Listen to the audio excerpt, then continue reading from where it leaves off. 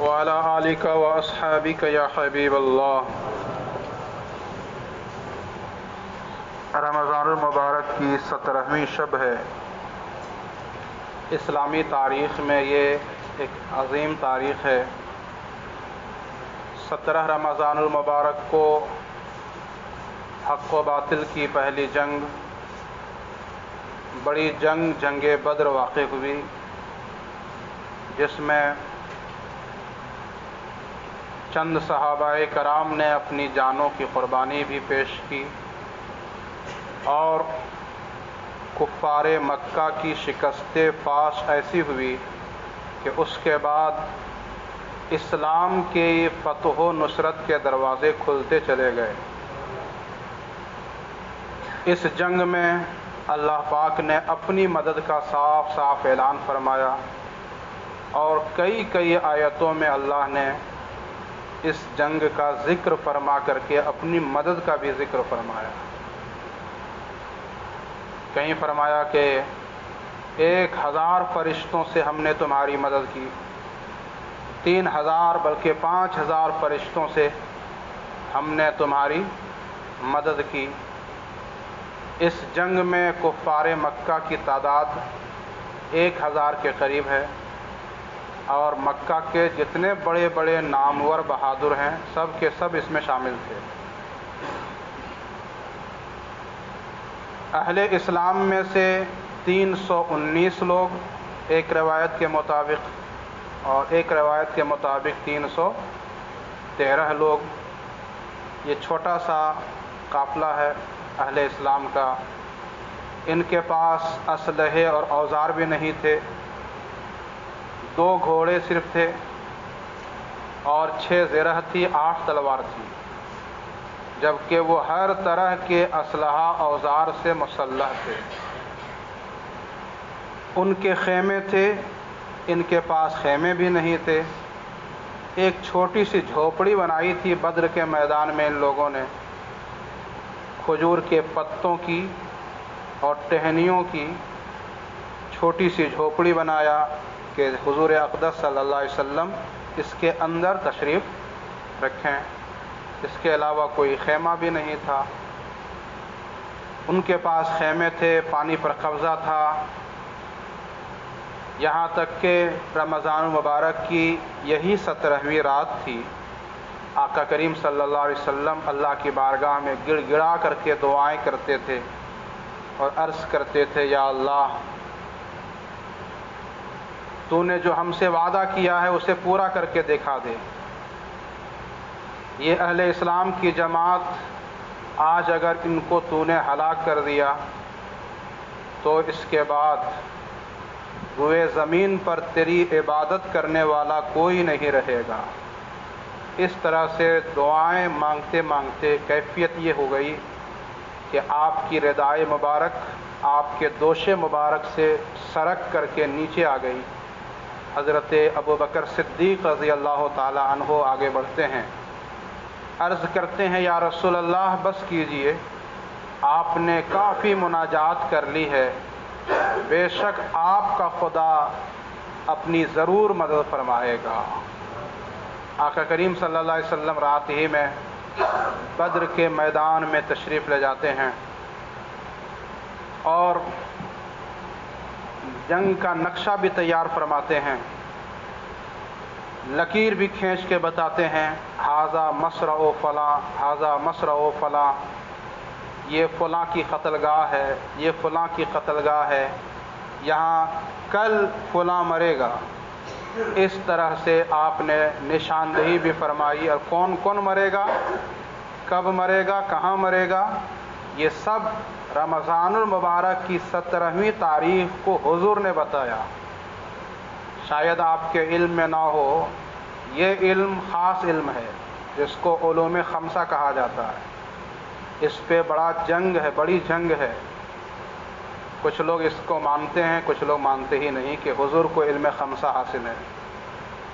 تو خیر یہ لمبا علمی ٹاپک ہے، لیکن جنگ بدر کی اس تاریخی رات میں حضور پاک صلی اللہ علیہ وسلم نے بتایا کہ کہاں مرے گا، کب مرے گا، یہ علوم خمسہ میں سے ہے، اور حضور نے یہ آپ کو مسلم شریف کی حدیث، بخاری شریف وغیرہ میں یہ حدیث ملے گی کہ حضور نے نشاندہی فرما دی، اور روایت کرنے والے راوی فرماتے ہیں کہ جس کا نام لے کر کے سرکار نے جہاں نشان کھینچا تھا وہ اپنی جگہ سے ہٹ نہ سکا، یعنی جہاں نشانی بتایا حضور نے وہیں اس کی لاش ملی۔ آقا کریم صلی اللہ تعالی علیہ وسلم اپنے عریش مبارک میں ہیں۔ عریش کا مطلب عربی لفظ ہے یہ عریش، اسی کا معنی ہوتا ہے جھوپڑی۔ تو اب وہاں پر وہ جھوپڑی تو نہیں ہے، مگر وہاں پر ایک باضابطہ مسجد بنی ہوئی ہے جس کا نام ہے مسجد عریش۔ وہ ایک چھوٹا سا میدان ہے بدر کا، تو وہ بدر کا میدان 1400 سالوں سے حق اور باطل کی ایک زبردست پہچان بن کر کے ہے، اور لوگ اس میدان کی زیارت کرتے ہیں۔ اسی میدان میں ایک کنواں ہے جس کا نام ہی بدر ہے۔ تو 17 رمضان مبارک کی تاریخ تھی، جنگ شروع ہو گئی تھی۔ اسی درمیان حضرت عبد الرحمن ابن عوف فرماتے ہیں کہ میرے دائیں اور بائیں نوجوان کم سن عمر کے بچے نظر آئے اور بڑے بہادر نظر آئے۔ ان میں سے ایک بچے نے مجھ سے کہا کہ کیا آپ ابو جہل کو پہچانتے ہیں؟ مجھے بتائیے کہ ابو جہل کون ہے اس میں سے۔ تو حضرت عبد الرحمن ابن عوف فرماتے ہیں کہ بھتیجے، تمہیں اس کی کیا ضرورت ہے کہ تم اس کو پہچانو؟ تو وہ کمسن شہزادے عرض کرتے ہیں کہ سنا ہے کہ وہ ہمارے نبی کو گالی دیتا ہے، سنا ہے کہ وہ ہمارے نبی کو گالی دیتا ہے، آپ مجھے اس کی پہچان کروا دیں تو اس کے بعد یا تو ہم رہیں گے یا تو وہ رہے گا۔ یہی بات آپ کے بائیں والے جو شہزادے تھے، بائیں طرف کھڑے تھے، انہوں نے بھی یہی بات کہی۔ دونوں کا نام معاذ ہے یا معوذ ہے، روایتیں مختلف ہیں، دونوں ایک ہی ماں کے بیٹے ہیں۔ معاذ یا معوذ دونوں ایک ہی ماں کے بیٹے ہیں، ابا الگ الگ ہیں۔ کسی کو بولا جاتا اخیافی بھائی، ماں ایک ہو اور باپ دو ہو، الگ الگ باپ سے ہوں تو اس کو اخیافی بھائی بولا جاتا ہے۔ تو یہ دونوں بھائی جو ہیں وہ اخیافی ہیں۔ اتنے ہی میں حضرت عبد الرحمن ابن عوف فرماتے ہیں کہ میری نظر پڑ گئی ابو جہل پر، تو میں نے شہزادے کو اشارہ کر کے کہا کہ وہ دیکھو تمہارا مطلب ہے۔ تو حضرت معاذ چل پڑے اور جا کر کے بھیڑ پڑے ابو جہل سے، اور لڑتے لڑتے اس کو قتل بھی کر دیے۔ اور قتل کرنے کے بعد سرکار دو عالم صلی اللہ علیہ وسلم کی بارگاہ میں پہنچے، یا رسول اللہ ہم نے ابو جہل کو مارا ہے۔ دوسرے بھائی نے کہا یا رسول اللہ ہم نے ابو جہل کو مارا ہے۔ سرکار دو عالم صلی اللہ علیہ وسلم خوش ہو کر فرماتے ہیں کیا تم نے اپنی تلوار میں لگے ہوئے خون کو پوچھ لیا؟ تو کہتے ہیں نہیں، ہم نے پوچھا نہیں ہے، ابھی سکھایا نہیں ہے۔ تو اس کے بعد سرکار دو عالم صلی اللہ علیہ وسلم دونوں بھائی کے تلواروں کا ملاحظہ فرماتے ہیں اور فیصلہ فرماتے ہیں کہ تم دونوں ہی نے قتل کیا ہے۔ خون دیکھنے کے بعد فرمایا کہ تم دونوں ہی نے، بھائی بھائی میں بھی معاملہ ہو گیا، تو یہ چاہ رہے تھے کہ میرا نام ہو، وہ چاہ رہے تھے کہ میرا نام ہو۔ سرکار نے فیصلہ فرمایا کہ تم دونوں بھائی نے اسے قتل کیا ہے۔ تو سرکار دو عالم صلی اللہ علیہ وسلم کی بارگاہ کی یہ خوشنودی دو کم سن شہزادوں نے حاصل کی، اور اسلام، پیغمبر اسلام کا ایک بھیانک، زبردست، خطرناک دشمن اس طرح سے دو چھوٹے بچوں کے ہاتھوں میں مارا جاتا ہے، اور پھر کفر کی طاقت دھیرے دھیرے کم سے کم تر ہوتی چلی گئی، یہاں تک کہ مکۃ المکرمہ میں اسلام کا جھنڈا لہرانے لگا۔ تو سرکار دو عالم صلی اللہ علیہ وسلم جب جنگ ختم ہوئی، اس جنگ میں 14 صحابہ کرام شہید ہوئے ہیں۔ 13 صحابہ کی تو وہیں ایک قبرستان ہے، چاروں طرف سے باؤنڈری ہے، اور اتنی اونچی باؤنڈری کر دی گئی ہے دشمنی میں کہ اس حکومت نے کی ہے کہ کوئی قبر کی زیارت نہ کر پائے، آپ دیکھ نہیں سکتے ہیں قبروں کو، اتنی اونچی باؤنڈری کر دی گئی ہے۔ 13 صحابہ وہاں پر آرام فرما ہیں۔ ایک صحابی زخمی ہو گئے تھے، راستے میں دور جا کر کے دوسرے مقام پر ان کی وفات ہوتی ہے، تو پھر وہاں ان کی قبر بنائی جاتی ہے۔ اور اس میں جو کفار مارے گئے، آقا کریم صلی اللہ علیہ وسلم کے حکم کے مطابق سب کی لاش کو اسی کنویں میں، جو بدر کے میدان میں کنواں ہے، اسی میں سب کو دھکیل دیا گیا۔ اور جب سب کی لاشیں اس کنویں میں گرا دی گئی، تب سرکار دو عالم صلی اللہ علیہ وسلم اس کنواں کے سامنے تشریف لائے اور نام لے لے کر کے ایک جتنے کفار تھے سب کا نام لے لے کر کہہ رہے ہیں، اے فلاں ابن فلاں، تو بتا اللہ اور رسول نے جو وعدہ کیا تھا تو نے کیسا پایا؟ تو نے سچ پایا جو اللہ اور اس کے رسول نے وعدہ کیا؟ اے فلاں ابن فلاں، تو بتا اللہ اور اس کے رسول نے جو وعدہ کیا تھا اسے تو نے سچ پایا؟ اس طرح سے نام لے لے کر کے سب کو سرکار دو عالم صلی اللہ علیہ وسلم مخاطب کر رہے ہیں۔ حضرت عمر فاروق رضی اللہ تعالیٰ عنہ سامنے آ گئے اور عرض کرتے ہیں، یا رسول اللہ، یہ سب تو مر چکے، اب ان سے بولنے سے کیا فائدہ؟ کیا یہ آپ کی بات کو سن رہے ہیں؟ آقا کریم صلی اللہ علیہ وسلم نے اس وقت ارشاد فرمایا، تم جتنا سنتے ہو اس سے یہ زیادہ سنتے ہیں، تم جتنا سنتے ہو اس سے یہ زیادہ سنتے ہیں۔ یا یہ ترجمہ کیجیے اس حدیث کا کہ تم ان سے زیادہ نہیں سنتے ہو، تم ان سے زیادہ نہیں سنتے ہو۔ بخاری شریف میں یہ حدیث پاک ہے، تم ان سے زیادہ نہیں سنتے ہو۔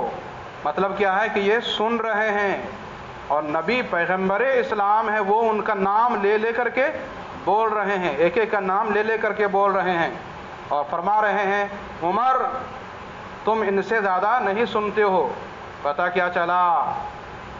کافر مردہ وہ بھی سنتا ہے، کافر مردہ وہ بھی سنتا ہے، چہ جائے کہ مسلم، اور مسلمانوں میں بھی اولیاء کرام کے سننے کی طاقت تو بہت اونچی ہے۔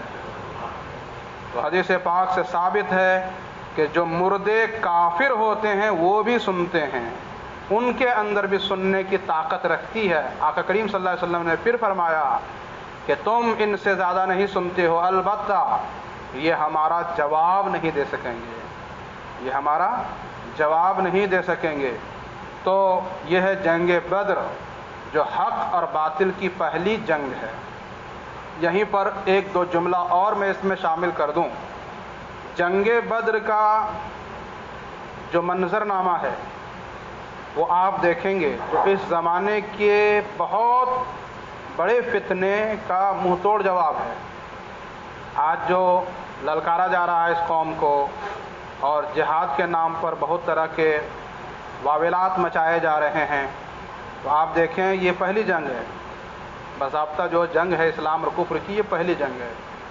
یہ پہلی جنگ جو ہوئی ہے وہ مدینہ شریف سے قریب ہوئی ہے اور مکہ شریف سے بہت دوری پہ ہوئی ہے۔ بدر مدینہ شریف سے قریب ہے۔ یہ نہیں ہے کہ مدینے سے لوگ تلوار لے کے چلے گئے مارنے کاٹنے کے لیے، نہیں، بلکہ مکے سے لوگ مارنے کاٹنے کے لیے آئے۔ کن لوگوں کو؟ مدینے کے لوگوں کو، مسلمانوں کو مارنے کاٹنے کے لیے، جنگ کرنے کے ارادے سے مکہ والے لوگ چلے اور ایک لمبا سفر کر کے وہ مدینے کے قریب پہنچے۔ تب اللہ پاک کا حکم آیا، اور اس موقع پہ سرکار دو عالم صلی اللہ علیہ وسلم صرف 313 لوگ ہیں، اور انہی لوگوں کو لے کر کے مارنے کاٹنے نہیں، اپنی جان بچانے کے لیے، اپنے گھر بچانے کے لیے، اپنی عزت بچانے کے لیے، دفاع کے لیے آگے بڑھے۔ تو ایک ہے کسی پر حملہ کرنا اور ایک ہے حملے کا دفاع کرنا۔ تو حملہ کرنا یہ برا تو ہو سکتا ہے، مگر حملے کا دفاع کرنا یہ برا نہیں، بلکہ ہر مذہب میں اچھا ہے، ہر قوم میں اچھا ہے۔ تو یہ حق اور باطل کی جو جنگ ہے، اس میں دفاعی طور پر اہل اسلام آگے بڑھے ہیں۔ اللہ پاک ہمیں اور آپ کو اسلامی صداقتوں پر ہمیشہ یقین رکھنے کی توفیق عطا فرمائے۔